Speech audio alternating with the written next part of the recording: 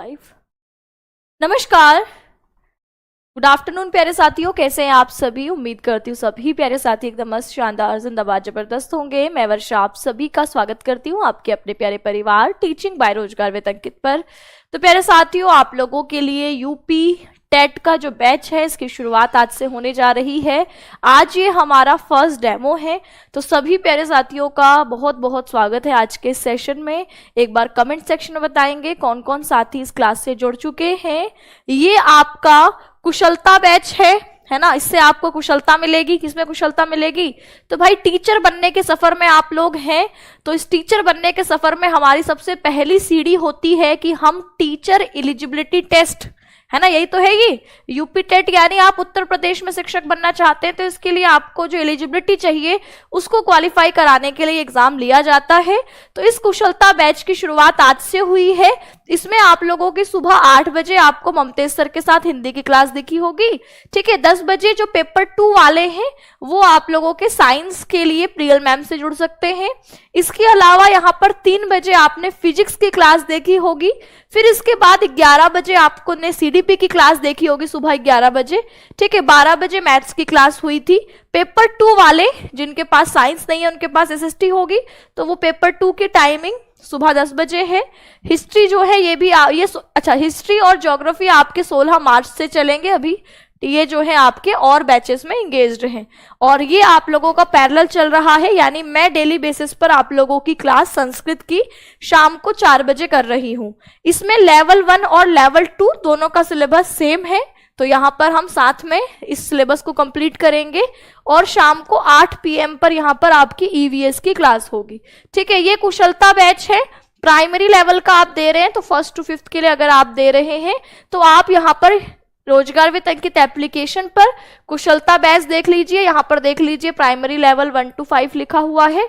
फिर जाकर के आप TET20 इस कूपन कोड के साथ इस बैच को मात्र 399 में परचेज कर सकते हैं। ये 3 दिन के लिए कूपन कोड वैलिड है। यानी आपके आज फर्स्ट डेमो है तो फर्स्ट, सेकंड और थर्ड 3 डेमो यूट्यूब पर होंगे। इन 3 डेमो तक जब आप बैच परचेज करेंगे तो इस कूपन कोड की वैलिडिटी तब तक ही है, तब तक आप इसको 399 में खरीद पाएंगे। उसके बाद ये बैच जाकर के आपके 499 का हो जाएगा। इस बैच में लाइव क्लासेस तो है ही, साथ ही अगर आप लाइव नहीं देख पा रहे हैं तो वो एप्लीकेशन पर रिकॉर्डेड माध्यम में भी उपलब्ध रहेंगे। डाउट ग्रुप आपको दिया जाता है जिसमें आप अपने पढ़ा रहे सभी शिक्षकों से एक ग्रुप में जुड़े रहेंगे और उस ग्रुप के माध्यम से आप अपने डाउट पूछ सकते हैं। इसके अलावा क्लास नोट्स का पीडीएफ आपको, हैंड रिटन पीडीएफ, बोर्ड का पीडीएफ दोनों मिलता है। मॉक टेस्ट आप लोगों को मिलते रहेंगे। टीचर एक्सपीरियंस्ड है ही।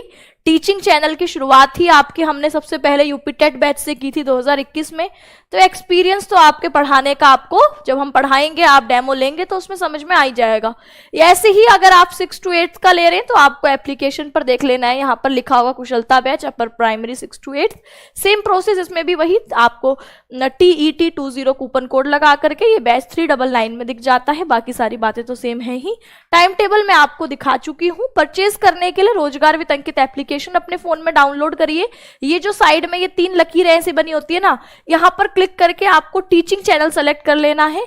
टीचिंग सेलेक्ट करने के बाद आप पेड क्लासेस में जाएंगे। पेड क्लासेस में आपको यहाँ पर जो है वो कौन सा बैच दिखेगा? कुशलता बैच। इस पे बाय नाउ करेंगे, कूपन कोड अप्लाई करेंगे। कूपन कोड अप्लाई होने के बाद ये 399 में दिखेगा तो आप बैच परचेज कर लेंगे, ठीक है। चलिए, तो ये थी आपकी बैच की बातें। अब हम आते हैं विषय पर। थंबनेल पर आपने टॉपिक देखा होगा माहेश्वर सूत्र यानी संस्कृत की वर्णमाला। तो भाई आपकी संस्कृत एक भाषा है, भाषा के तौर पर आपने इसका चयन करा है। भाषा 1 और भाषा 2, है ना। तो भाषा 1 थोड़ी सी मुश्किल पूछी जाती है जबकि भाषा 2 थोड़ी सी सरल, थोड़ी सी आसान होती है। तो ये आपका इसमें अंतर होगा। सुपर टेट और यूपी टेट की संस्कृत बिल्कुल सेम है, कहीं कोई अंतर नहीं है। अगर आपने सुपर टेट में संस्कृत पढ़ी है तो यूपी टेट में उसका फायदा मिलेगा, यूपी टेट में संस्कृत पढ़ी है तो सुपर टेट में इसका फायदा मिलेगा, है ना। तो गुरुजी बैच जिसने पढ़ा है उसको ऐसा कुछ अलग से नहीं पढ़ना है, उतना आपको इनफ है। उसको बस एग्जाम से पहले अगर आपने नोट्स बनाए हैं तो उसका रिवीजन कर लीजिए। संस्कृत का सिलेबस बिल्कुल सेम है सुपर टेट वाले बैच से। अब ये नहीं करना कि सी टेट वाले बैच में पढ़ी थी तो बस हो गया, नहीं भाई। सीटेट की संस्कृत अलग है, यूपी टेट की संस्कृत अलग है। यूपी टेट और सुपर टेट की संस्कृत फिर सेम है, यहां कोई कहीं अंतर नहीं है, ठीक है, इसमें बिल्कुल एक रत्ती भर का भी अंतर नहीं है। रीट की संस्कृत पढ़ी थी उसका फायदा भी यहां मिलेगा, रीट के लिए अगर आपने पढ़ाई करी थी उसका फायदा भी आपको इसमें देखने को मिलेगा, ठीक है। चलो अब यहां पर हम बात कर लेते हैं, अच्छा कुछ साथी सिलेबस के लिए बोल रहे हैं, मैं एक काम करती हूँ सिलेबस लगवा लेती हूँ, है ना, तो आपको पहले सिलेबस भी पता चल जाएगा।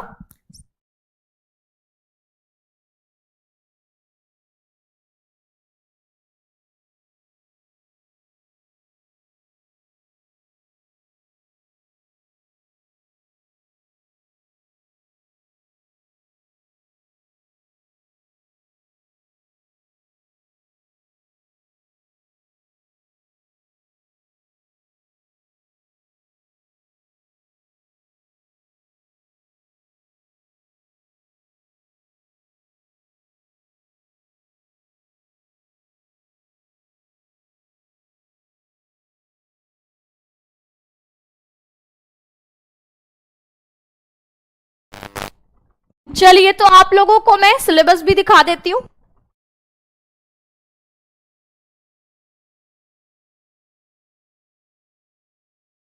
चलिए तो हम लोग एक बार सिलेबस पे नजर मार लेते हैं, उसके बाद जो है फिर आज के सेशन को आगे बढ़ाएंगे, क्योंकि बहुत सारे ऐसे साथी हैं जिन्होंने सिलेबस देखा नहीं है, तो जो ऑफिशियल सिलेबस है उसी के हिसाब से आप स्क्रीनशॉट ले सकते हैं। सेम सिलेबस है आपका, ये आपके ऑफिशियल सिलेबस जो है क्लास 1st to 5th के लिए जारी किया गया है ना। इसमें वही सब्जेक्ट आपके सीडीपी सब्जेक्ट हो गया, भाषा प्रथम हिंदी अनिवार्य, भाषा द्वितीय आप अंग्रेजी उर्दू संस्कृत, है ना, कोई सी भी चुन सकते हैं। 30 क्वेश्चन 30 एमसीक्यू मिलेंगे, ये 30 एमसीक्यू आपके 30 मार्क्स के ही होंगे। और बाकी अगर हम आगे सिलेबस की बात करें तो यहां पर आप लोगों को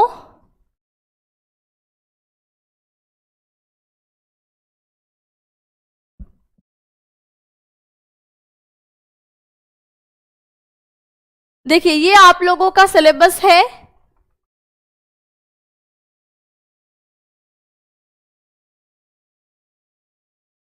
हिंदी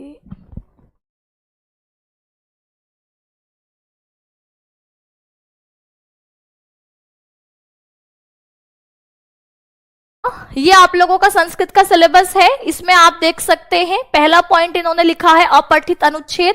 जैसे सीटेट में अपठित अनुच्छेद होता है वैसे ही अनुच्छेद यहां पर भी होगा, पर यहां 5 नंबर का सवाल, या आपके कई बार 2-3 सवाल ही अनुच्छेद से पूछता है, पूरे 15 क्वेश्चन अनुच्छेद से आएंगे ऐसा यहां नहीं होता।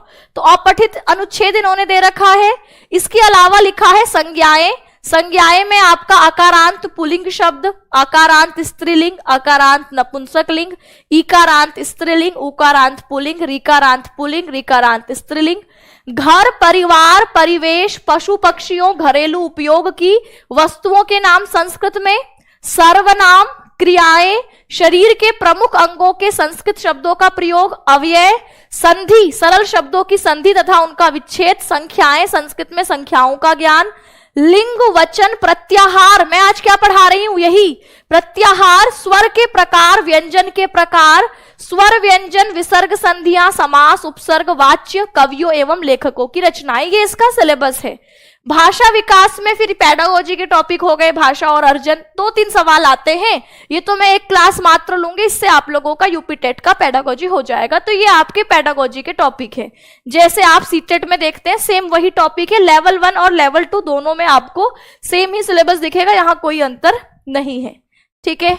तो सिलेबस आप ऑफिशियल साइट से डाउनलोड भी कर सकते हैं, बाकी क्लास में क्लास बाय क्लास जो आपको कराई जा रही है यही आप इसको सिलेबस मान के चलिए। भाई हम भी तो सिलेबस के अकॉर्डिंग ही पढ़ाएंगे ना, हम ऐसे थोड़ी कि कुछ भी पढ़ा रहे हैं, नहीं, हमें भी तो अब है कि कम से कम क्लासेस में आप लोगों के एग्जाम में क्वेश्चंस आपको मिले, तो जितनी कम क्लासेस में आप लोगों को पूरा सिलेबस कवर करवा दिया जाएगा उतनी मेरी कोशिश रहेगी। अगर आपने संस्कृत कभी नहीं पढ़ी है फिर भी मैं बिल्कुल 0 से शुरू करूंगी। बहुत सारे साथी 3-4 साल से कभी कभी क्लासेस पढ़ करके कुछ नोट्स भी बना चुके होंगे, लेकिन मेरा पढ़ाने का उद्देश्य है कि मैं बिल्कुल 0 से पढ़ाऊं, ठीक है। चलो तो अब मैं शुरू करूं। सबसे पहले मैं बात करती हूं, इनको आप जानते हैं, इनका नाम है महर्षि पाणिनि। जैसे आप अंग्रेजी पढ़ते वक्त सबसे पहले बच्चा अंग्रेजी भाषा सीखने की कोशिश करता है तो उसको हम एबीसीडी सिखाते हैं, स्कूल में होता है ना, एबीसीडी याद करवाई जाती है। छोटा बच्चा हिंदी भाषा सीखता है तो हम उसको स्वर व्यंजन बताते हैं। यानी वर्णमाला किसी भी भाषा में सबसे पहले भाषा अध्ययन कराते वक्त पढ़ाई जाती है। तो आज का हमारा टॉपिक यही वर्णमाला है ना, यही स्वर और व्यंजन है। लेकिन संस्कृत में जो वर्णमाला है ये आपकी उत्पन्न कैसे हुई, तो ये इसके पीछे कहानी है कि महर्षि पाणिनि, जो कि संस्कृत के एक महान वैयाकरण कहे जाते हैं। वैयाकरण मतलब जो व्याकरण का ज्ञाता हो। वैयाकरण हम किसको बोलते हैं? वैयाकरण वह होता है जो व्याकरण का जानकार है, व्याकरण का ज्ञाता है। तो यहां महर्षि पाणिनि आपके एक महान वैयाकरण हुए, जिन्होंने एक ग्रंथ लिखा जिसका नाम है अष्टाध्यायी। संस्कृत के व्याकरण का सबसे महत्वपूर्ण ग्रंथ जिसका नाम क्या है? इनके ग्रंथ का नाम वैयाकरण हुए आपके, हम कहेंगे पाणिनि जी, और इनका ग्रंथ क्या है? अष्टाध्यायी। ठीक है, कौन सा ग्रंथ लिखा इन्होंने? अष्टाध्यायी। नाम से ही पता चल रहा है कि इसमें क्या है? 8 अध्याय हैं। तो ये जो अष्टाध्यायी है, इस अष्टाध्यायी का आधार है माहेश्वर सूत्र। यानी माहेश्वर सूत्रों के आधार पर ही आप कह सकते हैं कि ये पूरा अष्टाध्यायी खड़ा है। तो माहेश्वर सूत्र क्या है? तो कहते हैं कि महर्षि पाणिनि जी ने शिव की तपस्या करी और शिव जी ने तपस्या से प्रसन्न होकर 14 बार डमरू बजाया। उन 14 बार डमरू बजाने से अलग अलग ध्वनि निकली, जिसे हम क्या कहते हैं? माहेश्वर सूत्र कहते हैं। ये 14 ध्वनियां क्या हैं? तो आप देखेंगे कि यह 14 ध्वनियां हैं। हम इसको माहेश्वर सूत्र, क्योंकि भगवान शिव का एक नाम महेश भी है, इसीलिए हम इसको माहेश्वर सूत्र कह रहे हैं। और इस माहेश्वर सूत्र में इनकी संख्या कितनी है? तो आप कहेंगे 14। माहेश्वर सूत्र कितने हैं? 14 हैं। कौन कौन से हैं? तो आपको क्रम से ये याद होने चाहिए। पहले दिन मुश्किल लगेंगे, रोज अभ्यास करेंगे, एक दिन याद हो जाएंगे, है ना। तो 2-3 दिन दोहराएंगे तो अपने आप। अय उण रील रिक, कितनों को ये आते हैं? एक बार कमेंट में बताएंगे। रील रिक, ए ओंग, आई आउच, आई आउच, ह या व र ट, ह या व र ट, ल ण। ठीक है, फिर य म ग ण न म, फिर झ भय, झ भ य, झ भय, घड धश, जब गड दश, जब गड दश, खफ छठ त चट तव, खफ छठ थ चट त व, कपय कपय, और तालव्य श, मूर्धन्य श, दंत्य स, श श स र, और हल। ये आपके 14 माहेश्वर सूत्र हैं जिसको हम संस्कृत की वर्णमाला कहते हैं।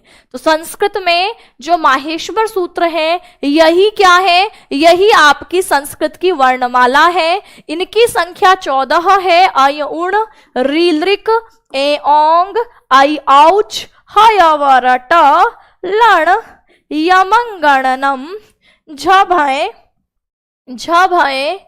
घड दश, जब गड दश, खफ छट त चट तव, कपय, श श स र, और हल। ये है आपके माहेश्वर सूत्र। ठीक है, तो इसको दोहराइए मेरे साथ एक बार। अ ई ऊण, रील रिक, ए ओंग, आई आउच, ह य व र ट, ल ण, य म ग ण न म, झ भय, घड धश, जब गड दश, खफ छठ त चट तव, कपय, श श स र, हल। तो इससे आपके क्या होंगे? इससे आपको संस्कृत की वर्णमाला याद हो गई। भाई संस्कृत की वर्णमाला इससे कैसे याद हो गई? तो आप इन सभी माहेश्वर, अच्छा, ये शिवजी के डमरू से 14 बार बजाने के कारण निकले, इसीलिए इसको हम चतुर्दश सूत्र, क्योंकि 14 को संस्कृत में चतुर्दश कहा जाता है, तो इसका नाम क्या है? तो आप कहेंगे इसको हम चतुर्दश, चतुर्दश सूत्र भी कह देते हैं। शिव जी के डमरू से मिले हैं इसलिए इनको शिव सूत्र भी कह दिया जाता है। और इनसे आगे हम प्रत्याहार बनाएंगे इसीलिए इसको प्रत्याहार सूत्र भी कह दिया जाता है। इसमें वर्णों का संकलन है इसलिए इसको वर्ण समाम्नाय सूत्र भी कह दिया जाता है। तो ये इसके ही नाम है। आपसे माहेश्वर सूत्र बोले, आपसे प्रत्याहार सूत्र बोले, आपसे बोले कि जो है वो वर्ण समाम्नाय सूत्र बताइए, शिव सूत्र बताइए, तो ये सब इसी के नाम है। संख्या कितनी है इसकी? 14। अब इन सभी में आपको दिख रहा होगा, इन सभी में आपको दिख रहे हैं अंतिम वर्ण जिसके नीचे लगा हुआ है हलंत। दिख रहा है? ये जो छोटी सी लकीर किसी वर्ण के नीचे खींची जाती है इसको हलंत कहा जाता है। इन सभी के अंत में एक हलंत है, इसको हम कहते हैं इत संज्ञक वर्ण। क्या कहते हैं? इसको सर्कल करेंगे सभी, ठीक है। ये आपके इनको हम इत संज्ञक, इनका नाम होता है। जैसे क्लास में एक बच्चा है, ठीक है, उस पर हमने क्या लगा दिया है? उस पर एक लाल रंग का बैच लगा दिया है, तो वो बच्चा क्या है? मॉनिटर। वो बच्चा मॉनिटर है। तो हमने क्लास में एक स्पेशल नाम रख दिया कि भैया ये बच्चा मॉनिटर है। तो मॉनिटर की बात सारे बच्चे मानते हैं ना जब टीचर नहीं होता। तो ये हमने उसको मॉनिटर कह करके उसको एक संज्ञा दे दी, एक पद दे दिया ताकि बाकी लोग उसकी बात सुने। तो बिल्कुल ऐसे ही माहेश्वर सूत्रों में जो ये अंतिम वर्ण है इसको एक टैग मिल गया है और इस टैग का नाम है इत संज्ञा। क्या नाम है? इत संज्ञा। अच्छा, ये टैग देने वाला कौन है? तो आप कहेंगे जैसे टीचर ने एक होशियार बच्चे को पकड़ा और उसको टैग दिया मॉनिटर, तो ऐसे ही इस इत संज्ञा का टैग लगाने वाला भी कोई होगा। बताओ, इत संज्ञा का टैग किसने लगाया है? तो एक सूत्र आता है जिसका नाम है हलंत्यम। हलंत्यम करके एक सूत्र है जो कहता है कि माहेश्वर सूत्रों के अंतिम वर्णों की इत संज्ञा होती है। हलंत्यम क्या है? सूत्र है। जो पाणिनि जी की अष्टाध्यायी होगी वह आपके सूत्रों के क्रम में लिखी हुई है। सूत्र मतलब ऐसा छोटा सा छोटा वाक्य जिसमें ज्यादा से ज्यादा बात को समेट लिया गया हो। ऐसे जिसको आप कहते हो ना गागर में सागर भरना, तो गागर में सागर भरना जैसे जिस मुहावरे को आप समझते हो, बिल्कुल ऐसे ही सूत्र ऐसे छोटे से छोटे वाक्य हैं जिसमें आपके उसकी जब हम व्याख्या करने जाएंगे तो वो व्याख्या बड़ी होगी लेकिन वहां कम से कम शब्दों में उसको बता दिया गया है। और जो आपके पाणिनि जी हैं यह आपके सूत्रकार हैं क्योंकि इन्होंने जो अष्टाध्यायी लिखे हैं उसमें सूत्र ही है। और हलंत्यम सूत्र भी उसी का है जो कहता है कि भैया माहेश्वर सूत्रों के अंतिम वर्ण को इत संज्ञा बोलेंगे। अब जब क्लास में मॉनिटर बनाया गया उसका कुछ काम है तो इसका भी कुछ काम होगा, है ना। बिना प्रयोजन के बिना काम के कुछ होता है? बताओ, यूपी टेट की क्लास में आप क्यों हो? क्योंकि यूपी टेट क्वालिफाई करना है। ऐसा तो नहीं कि मजे मजे में घूमते हुए आ गए, नहीं भाई। कोई है ऐसा जो क्लास में मजे मजे में घूमते हुए टहलते हुए पहुंच गया है और अंत तक पढ़ेगा? अच्छा, ऐसा हो सकता है कि आज बहुत सारे साथी क्लास में पहुंचे लेकिन ये कल से नजर नहीं आएंगे क्योंकि पहली क्लास में तो सभी आते हैं, अंत तक टिकना मुश्किल है ना। कुछ लोग कह रहे हैं हाँ हम तो ऐसे टहलते टहलते पहुंच गए हैं। हाँ, तो वही तो कह रही हूँ कि आज तो टहलते टहलते फिर भी पहुंच गए हो, लेकिन जो अंतिम क्लास हो रही होगी वहां टहलते टहलते कोई नहीं पहुंचेगा, है ना। उसको पता है कि भाई मैंने यूपी टेट देना है और शुरुआत से लेकर अंत तक पढ़ूंगा तभी क्वालिफाई होगा। तो ऐसे ही यहां पर हम जो इत संज्ञा इसका नामकरण कर दिया है हमने, बच्चे का नामकरण संस्कार होता है ना, तो ऐसे हमने इसका नामकरण कर दिया है कि ये इत संज्ञक वर्ण है। अब इसका कुछ प्रयोजन है, कुछ उद्देश्य है। उद्देश्य क्या है? हमें ना, जैसे उत्तर प्रदेश को आप क्या कहते हैं? बताओ, उत्तर प्रदेश को क्या कहते हैं आप? उत्तर प्रदेश को आप लोग कह देते होंगे यूपी, है ना। यूपी वाला ठुमका लगाओ, गोरी जरा नाच के दिखाओ, ऐसा कुछ गाना है ना, तो यूपी बोल देते हैं। और उत्तराखंड, उत्तराखंड को हम शॉर्ट में यूके लिख देते हैं।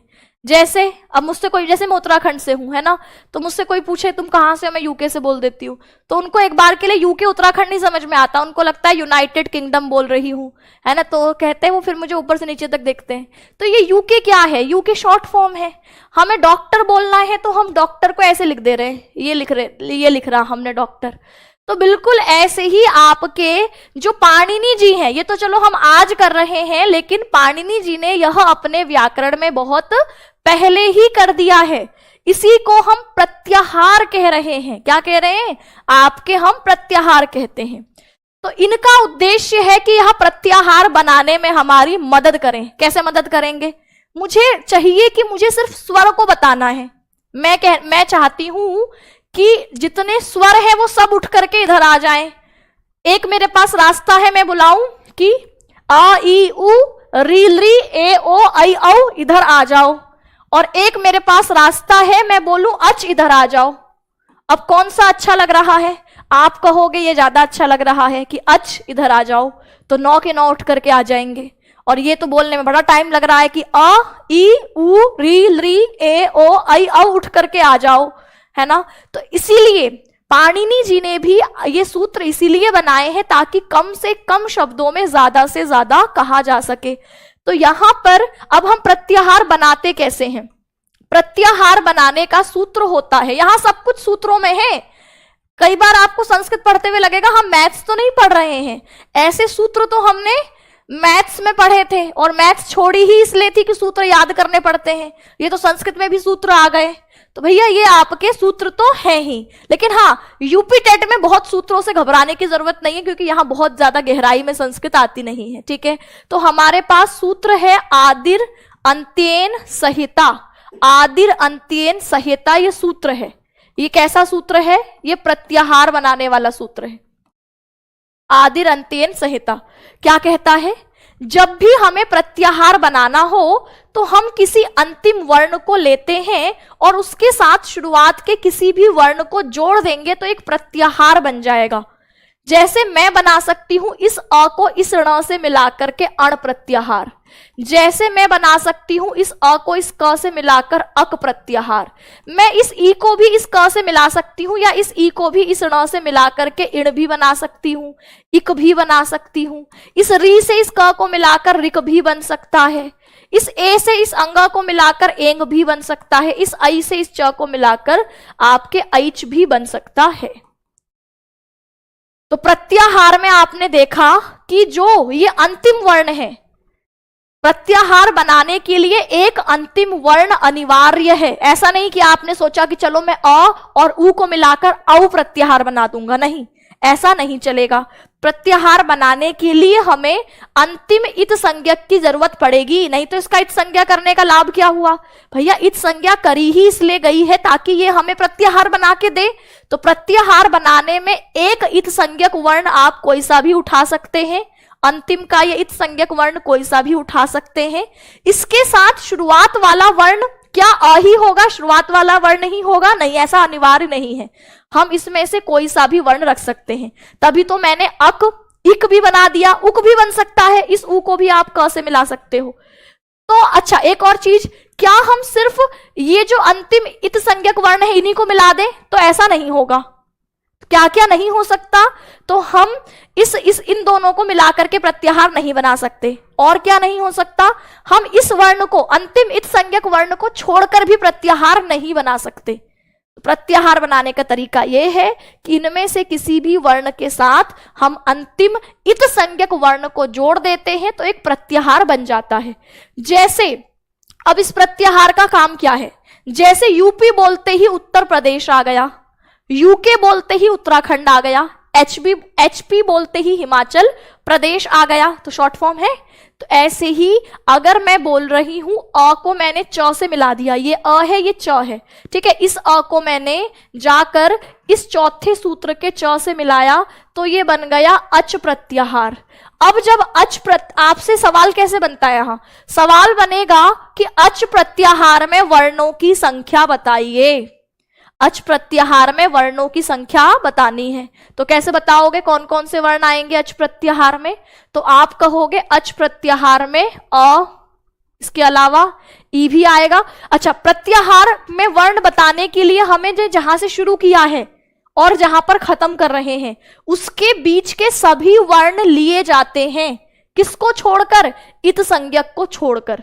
तो इसमें अ आ जाएगा, ई आ जाएगा, उ आ जाएगा, इसको नहीं लेंगे। इत संज्ञक वर्णों की कोई गिनती नहीं है।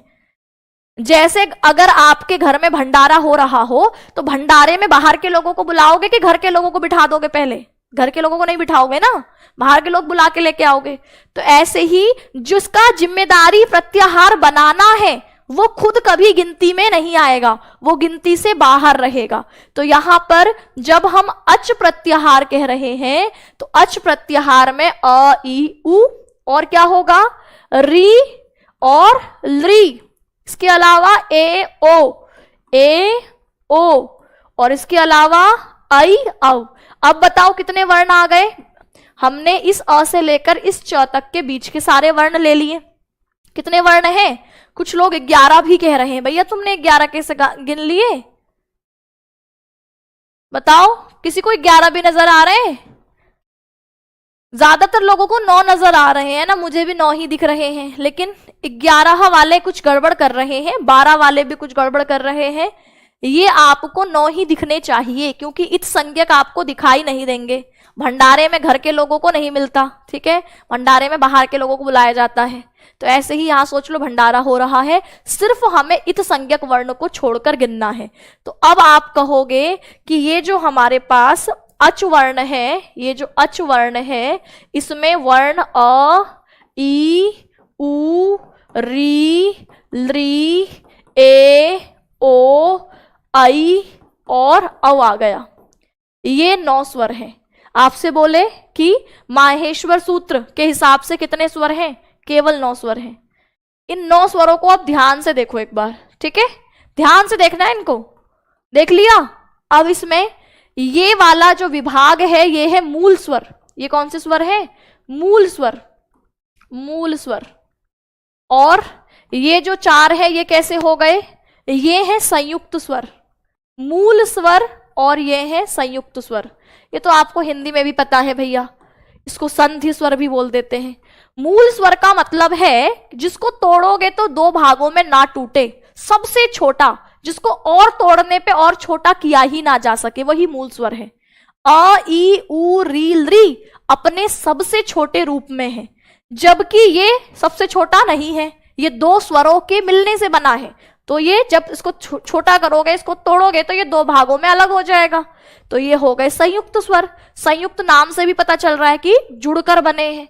जैसे ये ए है, बताओ कैसे बना है? आप कहोगे जी ए अ प्लस ई से बना है, हम अ प्लस ई कर देते हैं तो ए बन जाता है। ऐसे तो होता है, ठीक। ओ कैसे बनता है?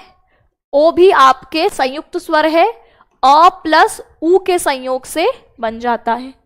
अगर मैं आई बनाऊंगी तो कैसे बनेगा? तो आप कहेंगे हम अ में ए मिला देंगे तो आई बन गया। और ऐसे ही यहां पर भी अ में आप ओ मिला दोगे तो औ बन गया। तो यानी कि आपने 9 स्वरों में देखा। आपसे पूछे संस्कृत में मूल स्वर बताइए, ये 5 आपको मूल स्वर दिखेंगे।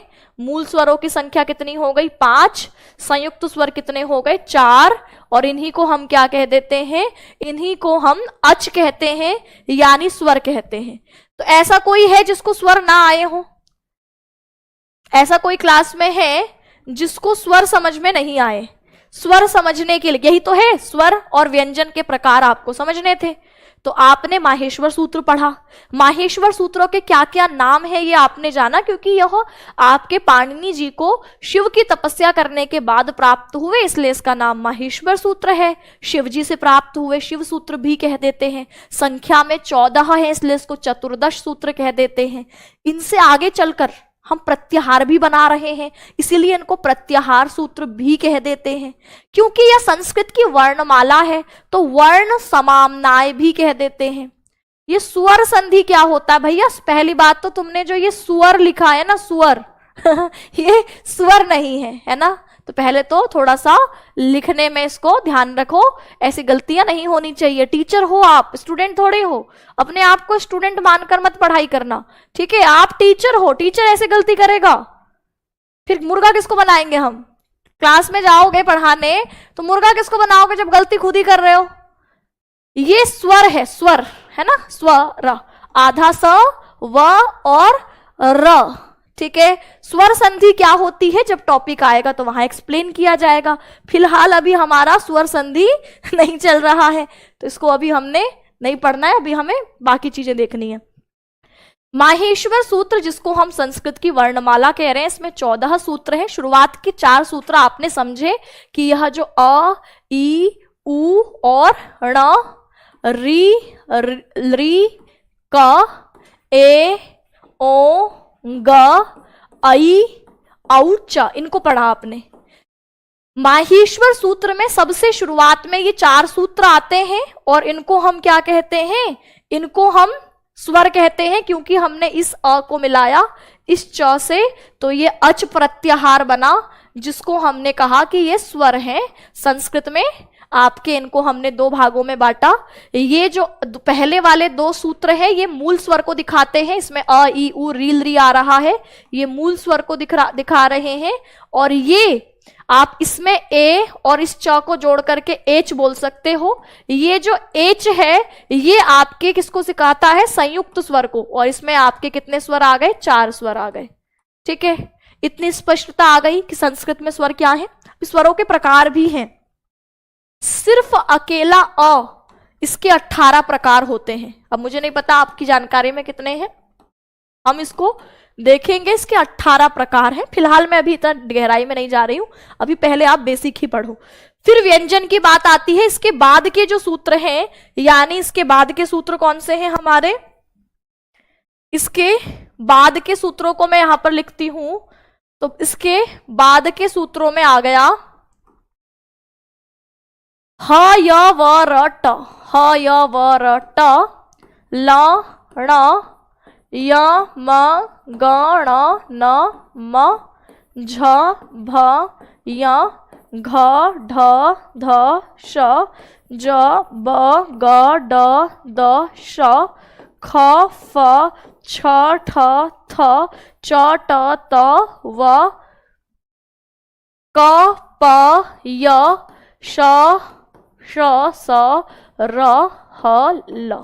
ठीक है, तो ये आपके व्यंजन हैं। यानी माहेश्वर सूत्र में शुरुआत के 4 सूत्र स्वर को दिखाते हैं, तो आपके बाद के 10 सूत्र व्यंजन को दिखाते हैं। हम इस ह को इस अंतिम इत संज्ञक ल के साथ जोड़ देते हैं, तो ये बन जाता है हल प्रत्याहार, और इसमें आ जाते हैं आपके सभी व्यंजन। इसमें क्या आ जाएंगे आपके, इसमें सभी व्यंजन आ जाते हैं। ठीक है, ये सारे आपके व्यंजन हो गए। इनमें आप देखिए कौन कौन से व्यंजन है, तो इन सब में भी ये वाला अंतिम वर्ण इत संज्ञक है। इसमें सबसे पहले आप देखेंगे इस य और इस ण को मिलाएंगे तो एक यण बनता है, जिसको आप कहते हैं अंतस्थ वर्ण। यण प्रत्याहार में कौन कौन से वर्ण आ जाते हैं, य, व, र और ल, य, व, र और ल। इसको इससे मिलाया, यण प्रत्याहार बना, बीच के सारे वर्ण आएंगे इत संज्ञक को छोड़कर, तो य, व, र, ल। इसको अंतस्थ वर्ण कहते हैं। आपसे बोलता है माहेश्वर सूत्रों में स्वर वर्णों के बाद किसको रखा गया है, तो जवाब क्या देंगे कि माहेश्वर सूत्रों में स्वर वर्णों के बाद अंतस्थ वर्णों को रखा गया है। इनको क्या बोलते हैं, अंतस्थ वर्ण। अंतस्थ का मतलब है कि ये पूरी तरीके से स्वर भी नहीं है, पूरी तरीके से आपके व्यंजन भी नहीं है, तो ये स्वर और व्यंजनों को जोड़ने वाली कड़ी है। अब इसके बाद रखा गया है नासिक के वर्णों को। ये देखिए, च को गिनिए, च, छ, ज, झ, य, तो ये नासिका वाला है।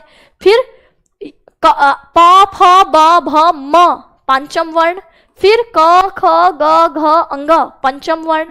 फिर ड, ट, ठ, ड, ढ, ड़, पंचम। फिर त, थ, द, ध, न, पंचम। तो यानी यहां पर प्रत्याहार बनता है यम प्रत्याहार, और इसमें जो पंचम वर्ण है, वर्ग के पंचम अनुनासिक वर्णों को यहां पर रखा गया है। ठीक है, इसके बाद आता है हमारा, इस झ को इस श से जोड़ा जाता है और ये बन जाता है झष। इसमें कौन से वर्ण है, तो भैया इसमें हो गए वर्ग के चौथे वर्ण। इन दोनों में कौन से हैं, तो इस झ और इस श को जोड़ा है, तो ये वर्ग के चौथे वर्ण। क्रम बहुत ध्यान रखो, पूछता है क्रम कि सबसे पहले स्वर, उसके बाद अंतस्थ य व र ल, उसके बाद पंचम वर्ण, उसके बाद चतुर्थ। चतुर्थ कैसे? तो आप देखेंगे प फ ब भ चौथे नंबर पर आ रहा है, ठीक है। फिर आपने च छ ज झ चौथे नंबर पर आ रहा है। फिर घ क ख ग घ चौथे पर आ रहा है।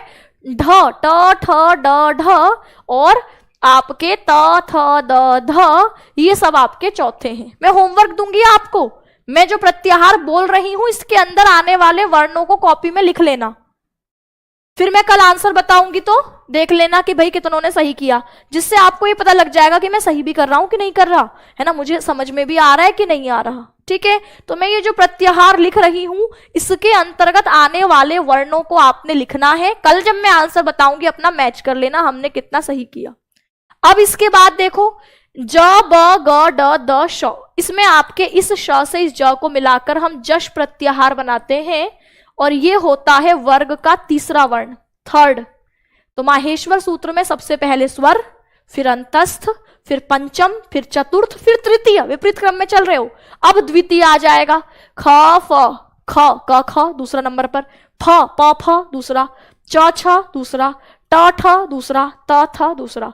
तो ये थ तक दूसरे हैं। फिर च ट त और क प, इस ख से इस य को मिला देते हैं तो खय प्रत्याहार बनता है। इसमें सबसे पहले वर्ग के दूसरे वर्ण, फिर पहले वर्णों को रखा जाता है। तो आपसे बोलेगा खय प्रत्याहार में कौन से वर्ण आते हैं, तो आपको कहना है खय प्रत्याहार में वर्ग के पहले और दूसरे वर्ण आते हैं। फिर अंत में किसको रखा गया है, ये सवाल पूछा भी गया है प्रीवियस ईयर क्वेश्चन में यूपी टेट में, कि माहेश्वर सूत्रों में सबसे अंत में किसको रखा गया है, ऊष्म वर्णों को। इस श को आप इस ल से मिला दीजिए, क्या बन जाएगा, शल।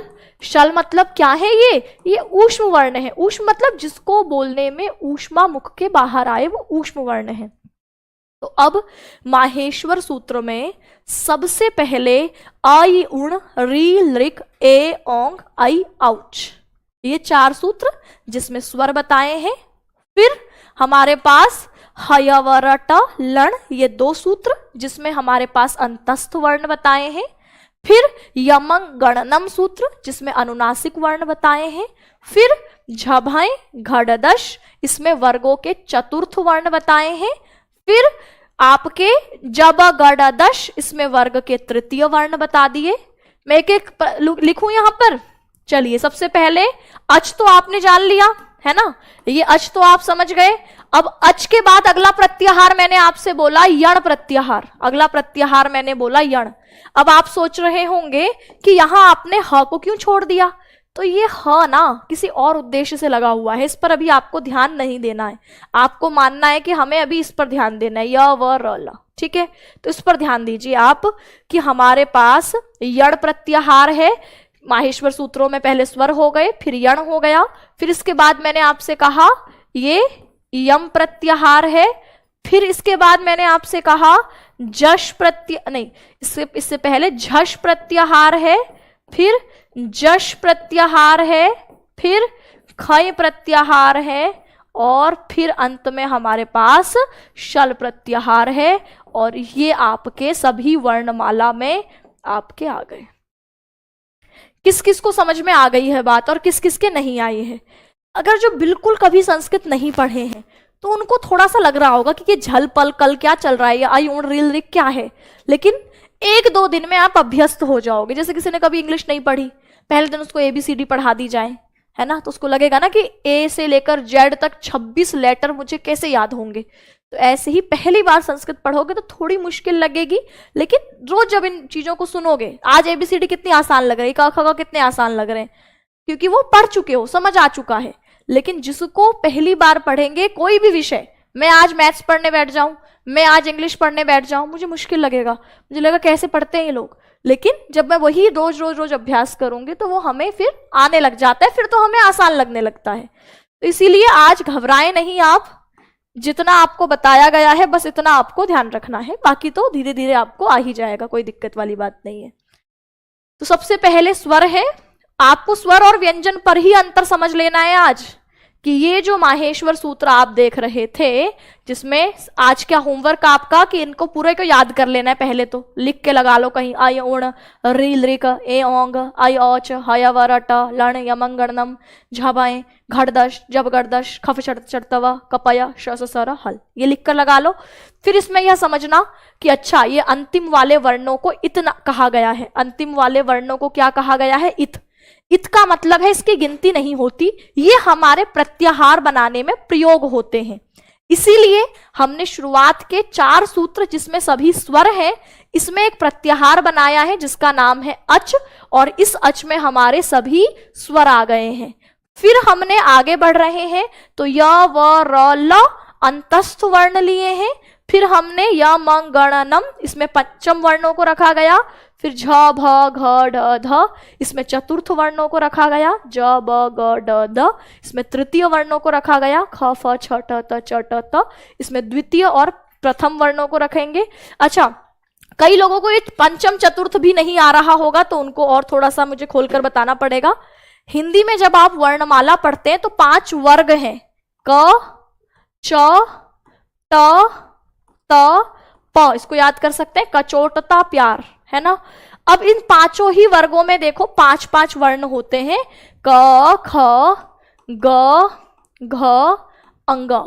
फिर च छ ज झ या, भूल तो नहीं गए कहीं, पता चले कि यही भूल गए हैं, कई लोग भूल जाते हैं, है ना। ट ठ ड ढ ण त थ द ध न प फ ब भ और म, ये 5 वर्ग हैं। इनको क्या कहते हैं, वर्ग। एक वर्ग, दूसरा वर्ग, तीसरा वर्ग, चौथा वर्ग और 5वां वर्ग। हर वर्ग में 5-5 वर्ण हैं, 1 2 3 4 और 5। जैसे आप बोलते हो क वर्ग में 5 वर्ण हैं, अगर मैं बोलूंगी क वर्ग का तीसरा वर्ण तो आप किसको बताएंगे, ग को। मैं बोलूंगी प वर्ग का चौथा वर्ण तो आप क्या बताएंगे, भ को। मैं बोलती हूं त वर्ग का दूसरा वर्ण, आप किसको बताएंगे, थ को। तो बिल्कुल ऐसे ही माहेश्वर सूत्रों में क्या करा, इन पंचम को एक साथ रख लिया, फिर इन चतुर्थ वर्णों को एक साथ रख लिया, फिर इस तृतीय वर्णों को एक साथ रख लिया, फिर दूसरे और पहले को एक साथ रख लिया, और अंत में ऊष्म को रख दिया। ये क्रम माहेश्वर सूत्र का है, क्योंकि हर किसी की वर्णमाला, हर किसी के वर्णमाला को अरेंज करने का तरीका अलग होगा। तो यहाँ पर भी जो माहेश्वर सूत्र है, इसमें वर्णमाला को जिस क्रम से व्यवस्थित करा है, इसी को आप कहेंगे कि यही तो वर्णमाला है, कि शुरुआत में स्वर, फिर अंतस्थ वर्ण, फिर आपके वर्ग के 5वें, उल्टे क्रम में चल रहे हैं, फिर वर्ग के 5वें अनुनासिक वर्ण, फिर चतुर्थ, तृतीय, द्वितीय, प्रथम और अंत में ऊष्म वर्ण। आपसे बोलेगा भाई बताओ अंत में माहेश्वर सूत्रों में किसको रखा गया है, तो आपको बताना होगा ऊष्म वर्णों को। तो अब जो मैं आपको होमवर्क दे रही हूं वो होमवर्क क्या है कि आपको यहां पर लिखना है कि यण प्रत्याहार में कौन कौन से वर्ण आए। एक मैं लिखकर दिखा देती हूं, बाकी आपको लिखने हैं। यण प्रत्याहार, मैं माहेश्वर सूत्र में पहुंचूंगी, देखूंगी यण में य कहां पर है, तो मुझे दिखा ये रहा। रा इत संज्ञक कहां पर है, ये रहा। इस दोनों को मिलाकर बना है, ठीक है। इसमें कौन कौन से वर्ण आएंगे, इसके और इसके बीच में आने वाले। किसको छोड़ देंगे, इत संज्ञक को छोड़ देंगे, तो य व र इसको छोड़ना है, फिर ल, ये तो खत्म इस पर। तो ये मैंने यहां पर लिखा कि अच्छा यण मतलब इसमें य व र और ल है। ऐसे ही आपको इसके बीच में आने वाले वर्ण, और पक्का कह रही हूं कि जो पहली बार करेगा उसकी गलती होगी, ठीक। और क्या बातें हमें इसमें जाननी चाहिए इस माहेश्वर सूत्रों में। चलो, अब माहेश्वर सूत्र हमने कहा था कि पाणिनि जी के अष्टाध्यायी जो कि व्याकरण का ग्रंथ है, इसका आधार ये माहेश्वर सूत्र है। तो जो अष्टाध्यायी है, थोड़ा इसके बारे में जाने। नाम से ही पता चल रहा है कि इस अष्टाध्यायी में कितने चैप्टर होंगे, आप कहोगे 8 अध्याय वाली अष्टाध्यायी, तो ठीक है 8 हो गए इसमें अध्याय। इस एक अध्याय को 4 पादों में बांटा है। किसमें बांटा है, एक अध्याय 4 पाद में बटा है। कुल पाद बताओ, कुल पाद कितने होंगे। पाद मतलब है यहां पर भाग, एक चैप्टर को मैंने 4 भागों में बांट दिया, तो ऐसे ही एक अध्याय को 4 पादों में बांटा गया है। तो टोटल पाद कितने हो गए? आप कहेंगे 32 पाद। अष्टाध्यायी में 8 अध्याय, प्रत्येक अध्याय को 4 पादों में बांटा है, इसीलिए टोटल हमारे पास 32 पाद है। बहुत बढ़िया, 32 पाद है। इसमें सूत्र कितने हैं? मैंने कहा पाणिनि जी ने सूत्र लिखे हैं, इसीलिए तो हम इनको सूत्रकार कहते हैं। सूत्रकार है ना, सूत्रकार। चित्र बनाने वाला चित्रकार, ठीक है। गाने वाला गायकार, तो ऐसे ही हम कह सकते हैं कि सूत्र बनाने वाला सूत्रकार। तो पाणिनि जी सूत्रकार कहे जाते, सूत्र रचे। कुल कितने सूत्र हैं? 400 नहीं, 1 जीरो और लगाओ इसमें, लगभग 4000 सूत्र। तो इनका जो ये अष्टाध्यायी है, इसमें लगभग सूत्र कितने हैं? 4000 सूत्र हैं। 4000 सूत्र हैं। कई बार पूछेगा कि सबसे पहला सूत्र कौन सा है? सबसे पहला सूत्र कौन सा है? देखो 4000 के 4000 तो आपसे पूछने से रहा, लेकिन प्रीवियस ईयर में सवाल क्या पूछा है कि अष्टाध्यायी का प्रथम सूत्र बताइए। इस अष्टाध्यायी का प्रथम सूत्र बताइए। क्या बताएंगे? प्रथम सूत्र और अंतिम सूत्र। किस किस को पता है? अरे कुछ होंगे जिन्होंने पहले से तैयारी कर रखी है, रिवीजन के लिए आए हैं, तो बता दो एक बार कमेंट सेक्शन में इसका पहला और अंतिम सूत्र।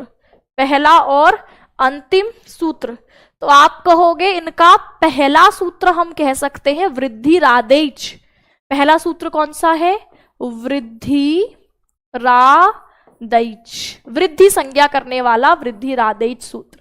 और अंतिम सूत्र है क्या है? खत्म। ये इसके फैक्ट्स हैं। यूपी टेट फैक्चुअल बेस्ड आता है, इसमें तथ्य ज्यादा से ज्यादा पूछेंगे। तो यहां पर पूरे संस्कृत व्याकरण का आधार अष्टाध्यायी है। पाणिनीय व्याकरण का यह प्रतिनिधि ग्रंथ, प्रतिनिधि यानी जो सबसे आगे बढ़कर के सबको ले जाए, वही व्याकरण को आगे ले जाने वाला व्याकरण का सबसे बड़ा ग्रंथ आप अष्टाध्यायी को मान सकते हैं। इस अष्टाध्यायी को सूत्रों के क्रम में लिखा गया है। लगभग 4000 सूत्र हैं। रचयिता आपको पाणिनि पता चल ही गए। सूत्रों के फॉर्म में लिखा गया है, इसलिए पाणिनि जी को हम सूत्रकार भी कहते हैं। इस अष्टाध्यायी का प्रथम सूत्र वृद्धिरादैच है, अंतिम सूत्र अ है। इतनी बातें याद हुई। इस अष्टाध्यायी में 8 अध्याय हैं। हर अध्याय को 4 पादों में बांटा गया है। अब आपने एक नाम सुना होगा मुनि त्रय, 3 मुनि है ना। 3 मुनि कौन है यहाँ पर? तो यहां पहले मुनि है पाणिनि, दूसरे वररुचि या कात्यायन, तीसरे है पतंजलि।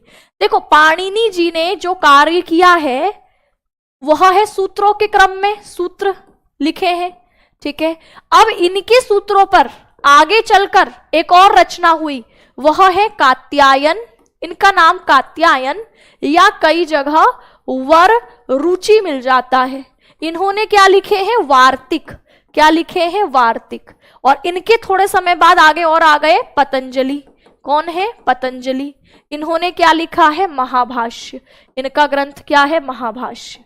इन्हीं के सूत्रों पर भाष्य होता है, टीका, उसको व्याख्या, उसको एक्सप्लेन करने वाला, उसको समझाने वाला।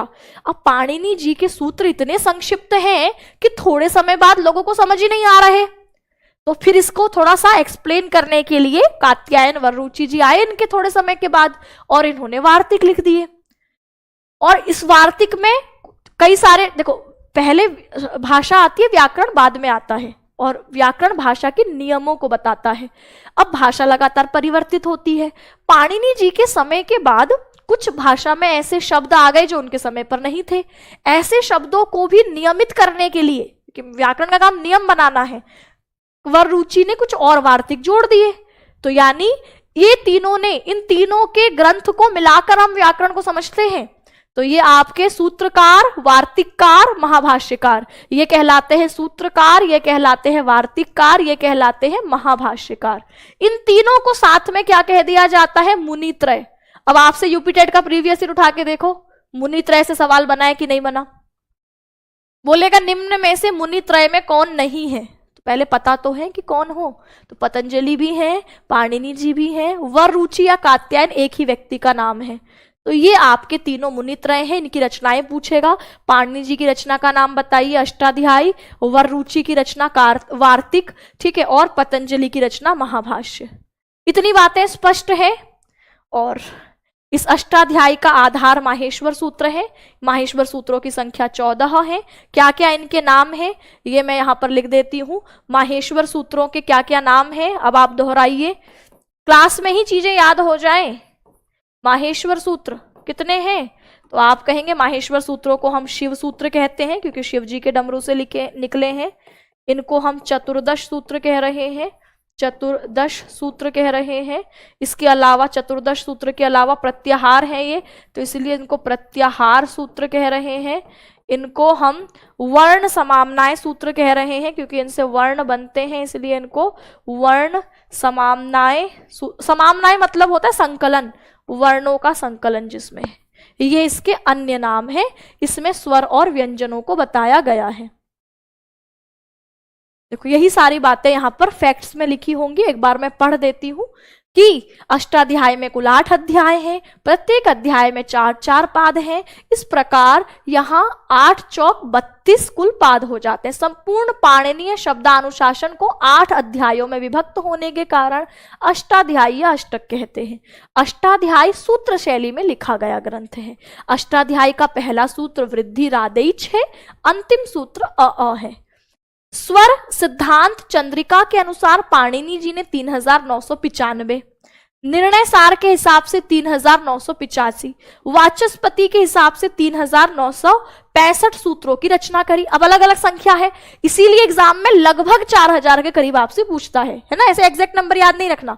तो आपको इस प्रकार हम निष्कर्ष में इनका लगभग 4000 सूत्र लेकर के चलते हैं, क्योंकि सबका अलग अलग मतभेद है। कोई 3995 कह रहा है तो कोई 3965 भी कह रहा है, इसलिए हम लगभग 4000 कहते हैं। पाणिनीय धातु पाठ, पाणिनि जी की एक ही रचना नहीं है, 5 और है, तो अभी उस पर नहीं जाना है। धातु पाठ है इनका, एक दूसरी रचना है जिसमें 2000 धातुएं हैं, अभी इसको आपने नहीं देखना है, ठीक है। पाणिनि जी के सूत्रों में जो न्यूनताएं, जो कमियां दृष्टिगोचर हुई, उनकी पूर्ति के लिए कात्यायन या वररुचि ने 5000 वार्तिकों की रचना करी। और इसके बाद सूत्रों और वार्तिकों की व्याख्या के लिए महर्षि पतंजलि ने 84 आहनिक, आहनिक क्या है, जो एक आहन यानी एक दिन में खत्म हो जाए उसको आहनिक कहते हैं। तो जो महाभाष्य है इसका विभाजन आहनिकों में है, और उसमें कुल 84 आहनिक हैं। और महाभाष्य के पहले आहनिक का नाम, यूपी टेट में आज तक इतना डिटेल में सवाल नहीं बना है, फिर भी सुन लीजिए कि पतंजलि के महाभाष्य में 84 आहनिक हैं। पहले आहनिक का नाम पशपशा आहनिक है। क्या नाम है? पशपशा आहनिक, ठीक है। और उसका पहला वाक्य है अथ शब्दानुशासन, यानी अब शब्दों का अनुशासन किया जाएगा, शब्दों को नियमित किया जाएगा। भाई व्याकरण शब्दों को नियमित ही तो कर रहा है, शब्दों का अनुशासन ही तो कर रहा है। तो ये इसका पहला सूत्र है। और इस तरीके से इन तीनों ही, पाणिनि, कात्यायन, पतंजलि को हम मुनि त्रय कहते हैं। इतनी बातें आपको आज के सेशन से याद रखनी है।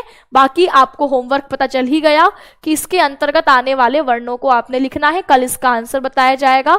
स्वर का प्रकार, व्यंजन का प्रकार, उच्चारण स्थान और प्रयत्न, ये कल का टॉपिक है। स्वर के प्रकार, व्यंजनों के प्रकार, उच्चारण स्थान और प्रयत्न, ठीक है। स्पष्ट है? क्लास कैसी लगी कमेंट में बताएंगे। इसके अलावा क्या समझ में नहीं आया ये भी कमेंट में बताना है। कहीं किसी को लगा मेरी स्पीड बहुत तेज है, ये भी बताएंगे। किसी को लगा बहुत स्लो है, वो भी बताएंगे, है ना। किसी को लगा ठीक है, जैसे आप पढ़ा रहे हो ऐसे ही चलते रहो, तो वो भी, जो भी आपकी तरफ से प्रतिक्रिया है वो मुझे मिलनी चाहिए, ताकि जहां पर भी कहीं सुधार की कोई गुंजाइश है तो हम उसको सुधार करें। और अच्छा लगा तो फिर बताना ही है वो भी, है ना। ठीक है, बहुत बढ़िया। तो मिलते हैं अब कल के सेशन में। टाइम टेबल आप लोग नोट कर चुके हैं। संस्कृत की क्लासेस आपकी शाम को 4 बजे आपको मिला करेंगी, और बाकी तो ये टाइम टेबल आपका स्क्रीनशॉट ले लेना है। 3 दिन हमारी क्लास यूट्यूब पर चल रही है, और फिर चौथे दिन से एप्लीकेशन पर आपको क्लास दिखेंगी भी, नोट्स भी दिखेंगे। आज तो 3 दिन आप यूट्यूब पर ही क्लास देखिए। जिसने कोर्स ले लिया है उसको भी अभी यूट्यूब पर ही देखनी है। 3 दिन के बाद चौथे दिन से क्लास एप्लीकेशन पर आएंगी। PDF भी वहीं अपलोड हुआ करेंगे, हैंड रिटन भी और वैसे भी, ठीक है।